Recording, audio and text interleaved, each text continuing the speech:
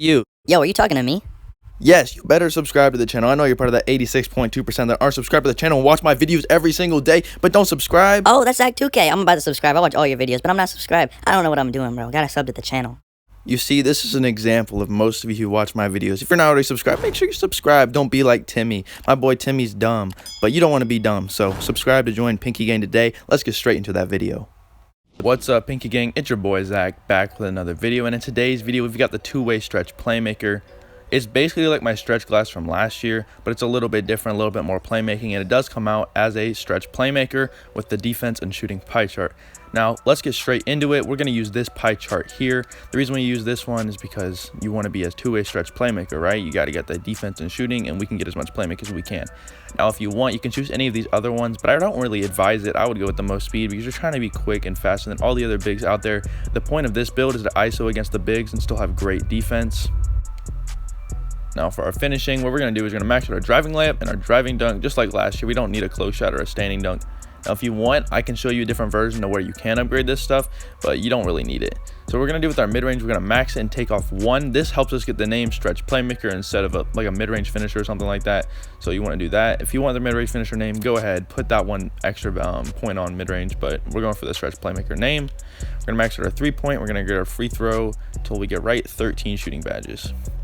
For our pass accuracy, we're going to max this out. Same with our ball handle. We're going to get our post moves until we get right at 10. So we're going to have that at a 64. Now we have 199 attribute upgrades remaining, which is a lot. So we have a lot to go on for our defense. We're going to max our interior, our perimeter, our lateral. We're not going to touch our steal, but if you want, I can show you a different version where we can touch our steal, lower the playmaking, maybe upgrade the shooting. You know, we're going to, it's not really, if you make this build a certain way, it comes out completely different. All these builds that I make for you guys are up to your personal preference. So we're going to max out all of this stuff here. We have 23 attribute upgrades remaining. If you want to get a finishing badge or 2, what we're going to do is we're going to max this out. You get 2.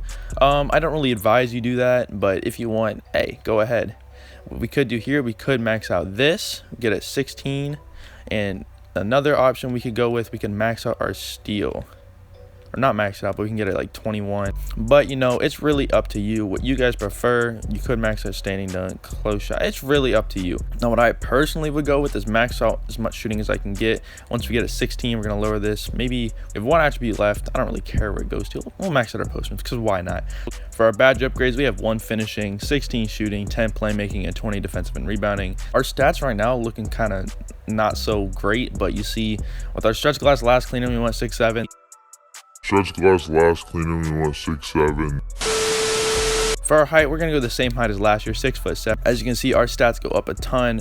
14 plus perimeter defense, 14 plus lateral quickness, 2 plus our finishing. A ton of our shooting goes up and a ton of our playmaking goes up, which is really good. And look at our speed. We got a nice 80 speed, and that'll go up even higher with the weight and stuff.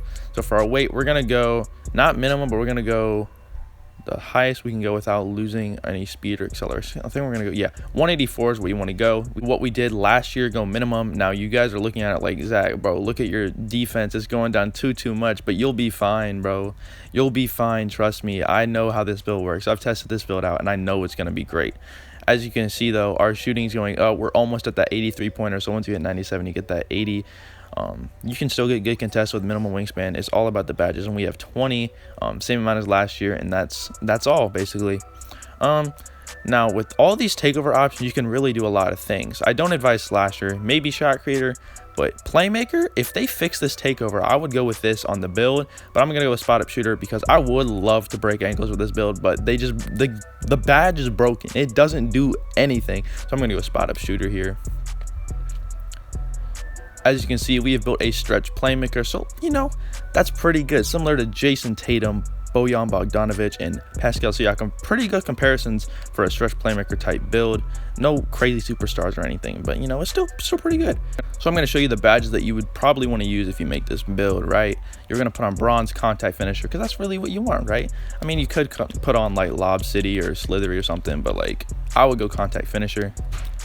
For our shooting, I would go a range extender, green machine silver, Deadeye Hall of Fame, bronze catch, bronze corner, silver volume, and silver tireless.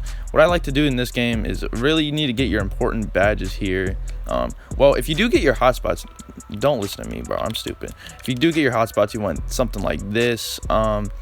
It's really important. These 3 badges are the most important shooting badges in the game, in my opinion. So if you get these badges, that's all you really need, but these are just some bonus extra badges that help you with other things.